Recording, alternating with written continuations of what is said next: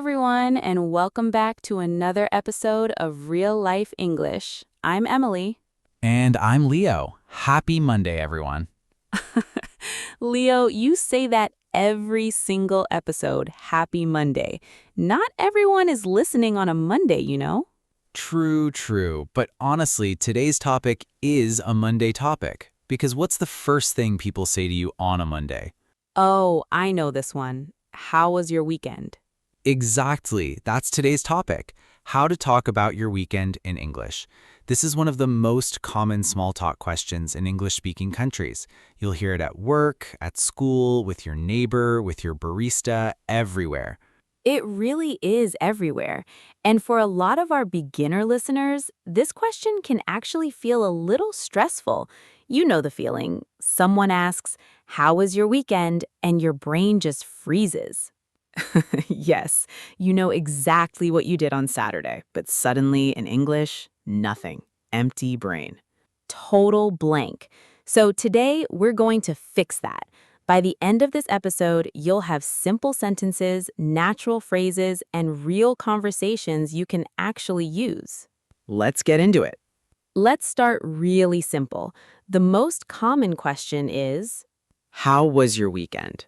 or you might hear, Did you have a good weekend? Or what did you do this weekend? notice something important here. These questions use the past tense because the weekend already happened. Was, not is. Did, not do. Good point. So how do we answer? The easiest way is with a simple adjective. Let's give some examples. If your weekend was nice, you can say, It was good, thanks. It was great. It was really relaxing. It was busy but fun. and if it wasn't so great, You can say, it was okay.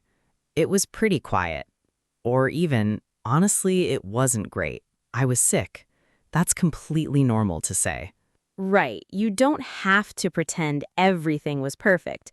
Native speakers are often quite honest in this small talk, but still keep it short and light.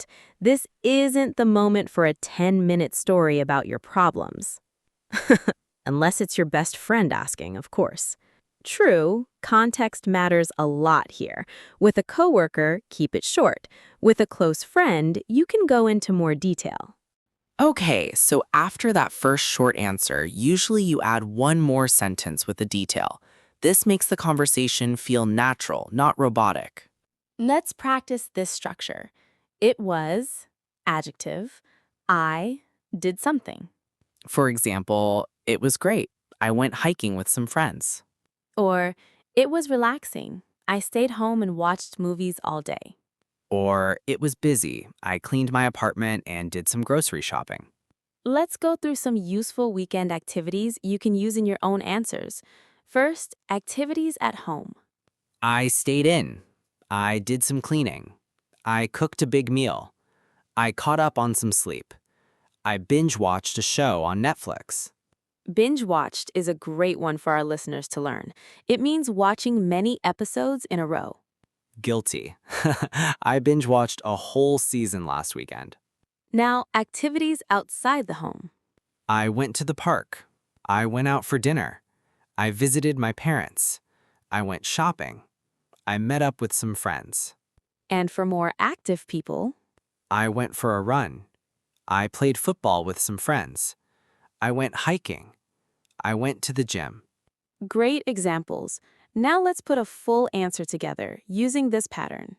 It was pretty good, thanks. On Saturday, I went for a run in the morning, and then in the evening, I met up with some friends for dinner. On Sunday, I mostly just relaxed at home.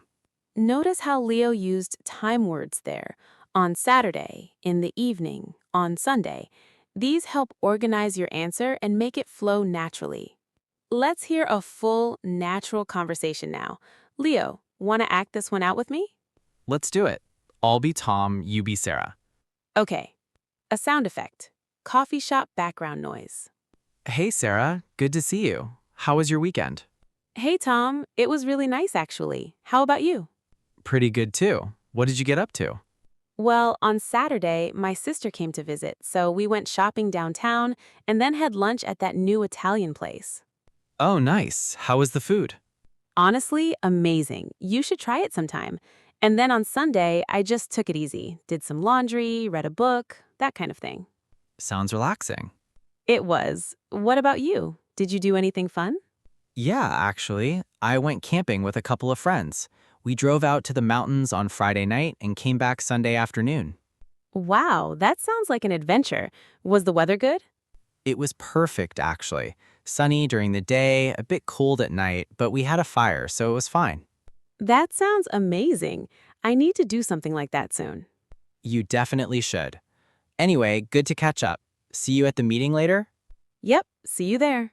End scene. Okay, back to our normal voices now. That felt very real, right? Notice how the conversation goes back and forth. It's not just question, answer, done. There are follow-up questions. Exactly, and that's a key skill. How was the food? Was the weather good? These follow-up questions keep the conversation alive. Let's give our listeners some follow-up questions they can use anytime someone tells them about their weekend. Good idea. Here are some easy ones. Oh, really? How was that? That sounds fun. What did you do there? Did you go with anyone? How was the weather? Would you go back? And if someone says their weekend was boring or bad, Oh no, what happened? I'm sorry to hear that. Are you feeling better now? That's too bad. Next weekend will be better. these small phrases show that you're actually listening and interested, which is really important in English conversation culture. Right, and honestly, this is true in any language, but especially in English small talk, showing interest matters a lot. Now, sometimes the conversation isn't about the past weekend, it's about the upcoming one, especially on a Friday. Right, on Fridays, people usually ask, any plans for the weekend? Or what are you doing this weekend? For this, we use the future, either going to or present continuous. For example, I'm going to visit my grandmother. I'm meeting some friends for brunch. I'm probably just going to relax at home. And if you don't have plans yet, I'm not sure yet. Nothing special, just relaxing, I think. I haven't decided yet, honestly. and you can turn it back to them too. What about you? Any plans? How about you? What are you up to? Let's talk about a few mistakes beginners often make with this topic. Good idea. Mistake number 1, using present tense instead of past tense. Right. People sometimes say, "How is your weekend?" when they mean the weekend that already finished. Remember, how was your weekend? Past tense, because it's already over. Mistake number 2, giving a one-word answer and stopping there. Yes, if someone asks how your weekend was, just saying good and nothing else can feel a little cold in conversation. Try to add at least one more sentence. Mistake number 3, forgetting to ask the question back. This is a big one in English culture. If someone asks about your weekend, it's polite to ask about theirs too, even with a simple, "What about you?" And mistake number 4, overusing I have instead of past simple. For example, some learners say I have gone to the beach instead of I went to the beach. Right. For a completed action on a specific past day, we use simple past. Went, watched, cooked, visited, not the present perfect. All right, let's do a quick practice round. I'll ask a question and you, our listener, pause the podcast and answer out loud. Yes, actually say it out loud. Speaking out loud really helps your brain remember the words faster than just thinking them. Question 1. How was your weekend? Pause and answer now. Question 2. What did you do on Saturday? Go ahead. Question 3. Any plans for next weekend? Your turn. Great job, everyone. Even if it felt a little awkward talking to yourself, that practice really does help. Ha! Yes, don't worry. We all talk to ourselves while learning a language. It's completely normal. Okay, let's quickly review what we learned today. First, the basic question, how was your weekend? And simple answers using adjectives like great, relaxing, or busy. Second, add details using time words like on Saturday, in the evening, and past tense verbs like went, stayed, visited. Third, Ask follow-up questions to keep the conversation going, like, how was that? Or, did you go with anyone? And fourth, remember future forms for talking about upcoming weekends, like I'm going to or I'm meeting. This is such a simple topic, but honestly, mastering it will make your daily English conversations so much smoother. Absolutely. Small talk might feel small, but it builds real connections and real confidence. So this week, try it out. Ask someone about their weekend, or if someone asks you, try using one of the sentences from today's episode.